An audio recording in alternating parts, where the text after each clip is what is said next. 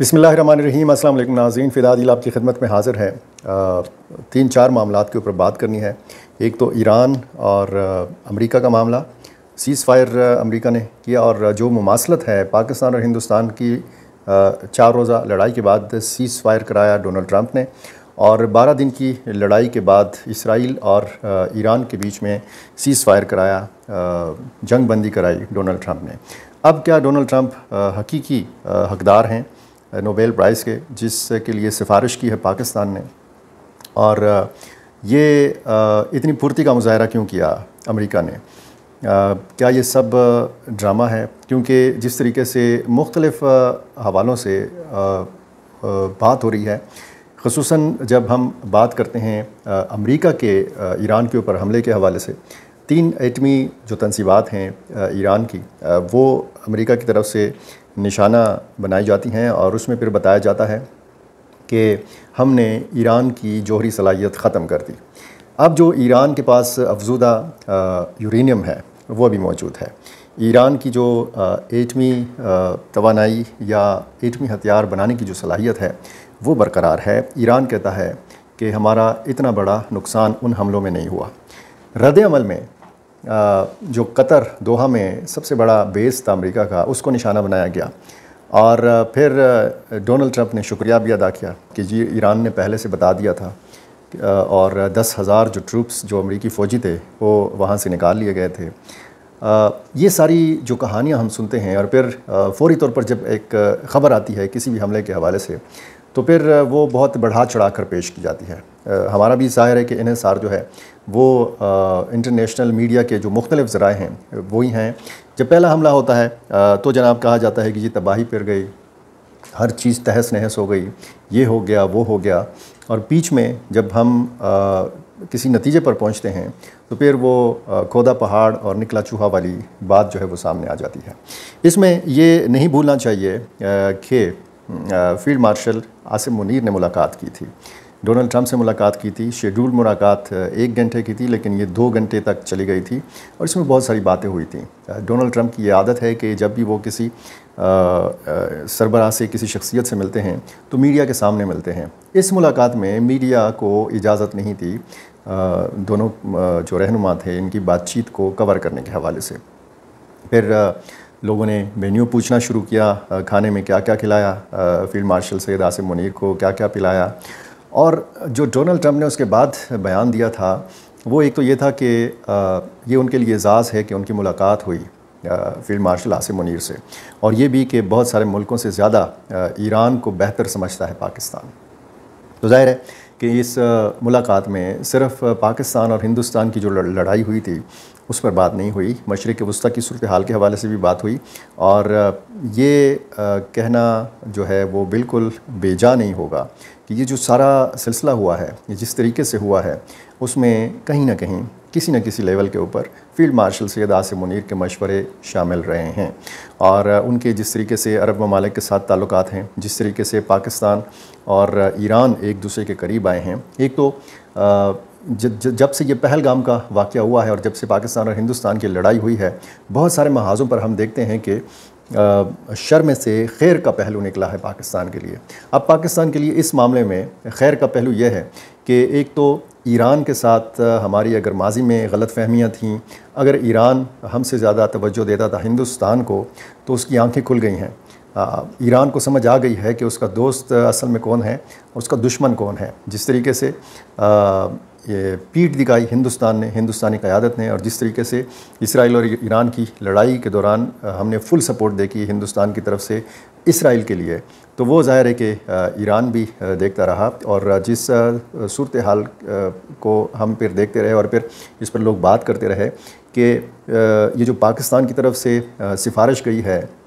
कि Donald Trump को Nobel prize के लिए नामज़द किया जाए, तो ये बेवक्त की रागनी थी, या इसकी टाइमिंग ठीक नहीं थी, या जो अमेरिकी सदर हैं, जो भी सदर हो, डोनाल्ड ट्रंप हो, इससे पहले सदूर हों, उन सब के हाथ जो हैं ये मुसलमानों के खून से रंगे हुए हैं। इराक़ हो, शाम हो, लबनान हो, बाकी कोई दूसरा इस्लामी मुल्क हो, ईरान हो, फिर गज़ा हो, फ़लस्तीन हो, तो पाकिस्तान को क्या ज़रूरत थी कि जो डोनाल्ड ट्रंप साहब हैं ان کے لیے سفارش نوبیل پرائز کے لیے کرتا۔ تو اب جب یہ ٹائمنگ کے حوالے سے بات ہو رہی ہے تو یہ ان دنوں میں یہ سفارش آئی جب یہ لڑائی ابھی چل رہی تھی، اسرائیل اور ایران کی جنگ ابھی جا رہی تھی، ایک دوسرے پر یہ میزائل برسا رہے تھے۔ اب صورتحال کیا ہے؟ جس طریقے سے پاکستان نے سیز فائر کے بعد ہندوستان کے خلاف فتح کا جشن منایا، آپریشن بنیان مرصوص کی کامیابی کا اعلان کیا، اب اسی طرح کا جشن ہم ایران میں دیکھ رہے ہیں۔ ہزاروں لوگ جو ہیں وہ سڑکوں پر جشن منا رہے ہیں اور ایران کی فتح کو سیلیبریٹ کر رہے ہیں۔ ایران کی فتح کن حوالوں سے؟ ایک تو یہ کہا گیا تھا کہ جی ہم جوہری صلاحیت ختم کر کے رکھ دیں گے، ایران کو تباہ و برباد کر کے رکھ دیں گے اور وہ سر اٹھانے کے قابل نہیں ہوگا، لیکن آج ایران اپنی جگہ پہ کھڑا ہے، اس کی جوہری جو صلاحیت ہے وہ بھی اپنی جگہ پہ موجود ہے۔ اسرائیل جیسی طاقت جس کا غرور و تکبر، جس کا گھمنڈ اتنا زیادہ تھا، جس کے پاس ٹیکنالوجی اور امریکی سپورٹ اور دنیا بھر کا جدید ترین جو ہتھیار ہے وہ اسرائیل کے پاس تھا، اس کے غبارے سے ہوا نکلی اور پھر دنیا نے دیکھا کہ ایران کے جو میزائل تھے وہ تل ابیب کو اور حائفہ جو پورٹ ہے اس کو ہٹ کرتے رہے، اسرائیل کے دل میں جا کے لگتے رہے ایران کے میزائل۔ ادھر پاکستان اور ہندوستان کا معاملہ جب آپ دیکھیں، جب ہندوستان کو بہت زیادہ مار پڑی اور اس میں کہا گیا کہ جی پاکستانی ایئر فورس نے اس میں بہترین کارکردگی کا مظاہرہ کیا اور اس میں پھر چین کی ٹیکنالوجی کا جو ہے وہ چرچا ہوا، جس طریقے سے فرانس کے طیارے رافیل گرائے گئے پاکستان کی جانب سے، اور پھر دنیا کو لگا کہ جی ویسٹ کی جو ٹیکنالوجی ہے اور اس کا جو ہتھیار ہے وہ مار کھا رہا ہے، تو پھر پرتی کا مظاہرہ کیا امریکہ نے اور ڈونلڈ ٹرمپ نے انٹروین کیا اور ایک سیز فائر کے حوالے سے ایک ٹویٹ آیا جس میں کشمیر کا بھی ذکر ہے، اور یہی صورتحال ہم نے ادھر ایران اور اسرائیل کے مابین جو لڑائی ہوئی، جو جنگ ہوئی 12 روزہ، اس میں بھی دیکھی۔ جب اسرائیل کو مار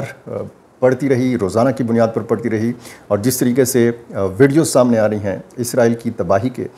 بہت زیادہ رپورٹنگ نہیں کرنے دی گئی انٹرنیشنل میڈیا کو، تو امریکہ کو لگا کہ اب تو اسرائیل پوری طرح ایکسپوز ہو رہا ہے، مزید ایکسپوز ہو رہا ہے، تو پھر یہ سارا کچھ ہوا اور پھر ہم نے دیکھا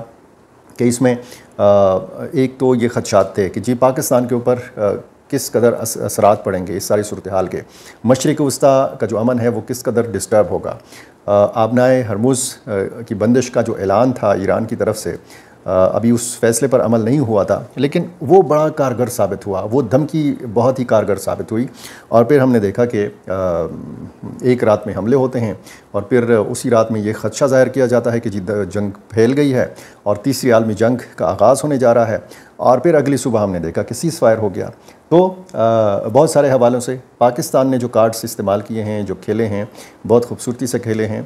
بہت ساری جگہوں پہ ہم کہہ سکتے ہیں کہ مشرقی وسطیٰ کی صورتحال، عرب کنٹری کے ساتھ ہمارے تعلقات اور بہت سارے معاملات کے حوالے سے ہم کہہ سکتے ہیں کہ پاکستان کو اس جنگ میں بھی پاکستان کے لیے خیر کا پہلو نکلا ہے۔ کچھ اعداد و شمار شیئر کیے گئے ہیں اور جو نقصان ہوا ہے اسرائیل کا اور ایران کا اس جنگ کے دوران، میں مختصراً آپ کو بتا دیتا ہوں کہ اسرائیل کا کہنا ہے کہ ایران سے جنگ کے دوران اس کے 28 شہری ہلاک ہوئے اور 3000 سے زیادہ زخمی ہوئے۔ ایران نے 550 بیلسٹک میزائل اور 1000 کے قریب ڈرون داغے اسرائیل کے اوپر۔ یہ باقاعدہ اسرائیل کا میڈیا یہ تصدیق کر رہا ہے، اعتراف کر رہا ہے۔ دوسری جانب اسرائیل کے حملوں کے نتیجے میں مجموعی طور پر ایرانی جو شہید ہوئے وہ 606 افراد شہید ہوئے، یہ ایران کی وزارت صحت نے بیان جاری کیا باقاعدہ، اور ایران کی وزارت صحت نے یہ تصدیق کی ہے کہ ان حملوں میں 606 افراد شہید ہوئے ہیں اور 5332 افراد زخمی ہوئے ہیں۔ شہداء میں 44 خواتین اور 13 بچے بھی شامل ہیں، اور آپ کو پتہ ہے کہ ایران کی ریگولر آرمی کے جو چیف تھے وہ پاسداران انقلاب کے سربراہ وہ، اور ان کے 17 جوہری سائنسدان بھی ان حملوں میں شہید ہوئے ہیں۔ تو یہ صورتحال ہے، اور ایک مختصراً ایک دوسرا معاملہ جو میں نے آپ کے ساتھ ڈسکس کرنا تھا، خیبر پختونخوا میں ایک عرصے سے جو یہاں پہ کواد کاپٹرز اور ڈرون حملے ہیں ان میں اضافہ ہوا ہے، اور بتایا جاتا ہے کہ ملیٹنٹ گروپس جو ہیں ان کے ہاتھ بھی ڈرون ٹیکنالوجی چڑھی ہے اور جس کا استعمال کیا جاتا ہے۔ اس پر میں تفصیلی بات کروں گا اور وہ واقعات بھی آپ کے سامنے رکھوں گا کہ کہاں کہاں پر ایسے واقعات ہوئے ہیں اور کہاں کہاں پہ نوجوان اور بچے جو ہیں یہ اس میں شہید ہوئے ہیں۔ تو اس حوالے سے इंसानी हकूक़ की तंजीम एमनेस्टी इंटरनेशनल ने पाकिस्तानी हुक्काम को इस किस्म के जो हमले हैं इनमें इजाफ़े के तनाज़ुर में शहरियों की जान व माल के तहफ़्फ़ुज़ में नाकामी पर तनकीद का निशाना बनाया है और तहक़ीक़ात का मुतालबा किया है। कुछ अफसोसनाक वाक़यात हुए हैं। एक तो सेंट्रल कुरम में झड़प हुई है जिसमें 5 सिक्योरिटी एहलकार जो हैं ये शहीद हुए हैं। 7 के लगभग के बारे में बताया गया है कि ये ज़ख्मी हुए हैं। दूसरी तरफ जनूबी वज़ीरिस्तान के इलाका सरारोगा में फोर्सेस के ऑपरेशन में 11 मिलिटेंट्स मारे गए हैं और इस झड़प में पाक फ़ौज के मेजर और लांस नाइक ने जामे शहादत नोश किया है। ISPR ने इस हवाले से बाकायदा बयान जो है वो जारी किया है और इस हवाले से सोशल मीडिया पर मीडिया के ऊपर एक मेजर जो हैं मोईज़ अब्बास शाह, इनकी वीडियो भी बड़ी वायरल है और इनकी तस्वीर भी बड़ा ये इस पर बात हो रही है। बताया गया है ISPR की तरफ से कि मेजर सैयद मोईज़ अब्बास शाह ऑपरेशन की क़यादत कर रहे थे और मेजर मोईज़ शहीद को मुतअद्दिद ऑपरेशंस में जो है पहचाना जाता है, जाना जाता है कि वो बड़ा जुर्रत के साथ ये मुकाबला किया करते थे। मेजर सैयद मोईज़ अब्बास शाह का ताल्लुक़ चकवाल से है जबकि 27 साला शहीद लांस नाइक जिब्रानुल्लाह ज़िला बन्नू के रिहायशी थे। 27 फरवरी 2019 को पाकिस्तान ने लाइन ऑफ कंट्रोल की खिलाफ वर्जी करने वाले 2 भारतीय लड़ाका तैयारों को मार गिराया था और एक पायलट विंग कमांडर अभिनंदन को ज़िंदा गिरफ़्तार किया गया था। मेजर मोईज़ वही आर्मी ऑफिसर थे जिन्होंने अभिनंदन को ज़िंदा गिरफ़्तार किया था। मेजर मोईज़ की एक यादगार वीडियो वायरल हो रही है जिसमें वो सीनियर सहाफ़ी जियो न्यूज़ के हामिद मीर को इंटरव्यू दे रहे हैं और वो बता रहे हैं कि कैसे उन्होंने अभिनंदन को गिरफ़्तार किया था और शहरियों ने घेरा हुआ था पहले आम लोगों ने और अभिनंदन ने जो है वो ये मोईज़ बता रहे थे इस इंटरव्यू में कि अभिनंदन ने हमारा यूनिफॉर्म देखा, हम मेरा रैंक देखा, उस वक्त वो कैप्टन थे, तो कहा कि जी मैं,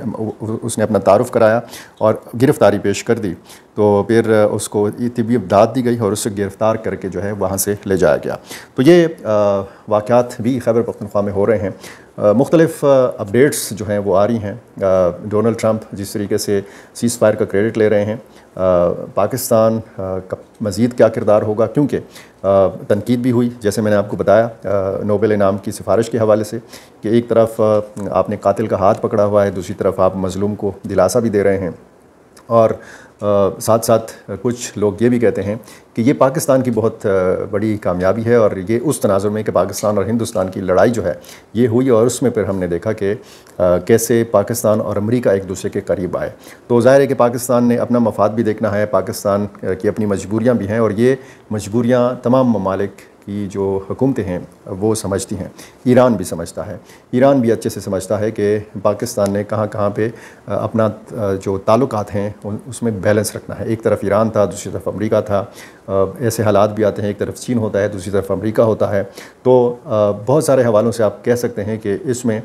हिंदुस्तान का कहीं नाम नहीं लिया जा रहा और बार बार पाकिस्तान की क़यादत का नाम लिया जा रहा है और पाकिस्तान की जो क़यादत है वो मुख्तलिफ़ ममालिक के जो सरबराहान हैं उनसे टेलीफोनिक राब्तों का सिलसिला भी रोज़ बरोज़ बढ़ रहा है। जो भी इस हवाले से नई अपडेट होगी मैं आपके सामने रखूँगा और मेरा चैनल आपने अभी तक सब्सक्राइब नहीं किया, ये कर लीजिए और मुझे अपनी राय से ज़रूर नवाज़ा कीजिए। बहुत शुक्रिया।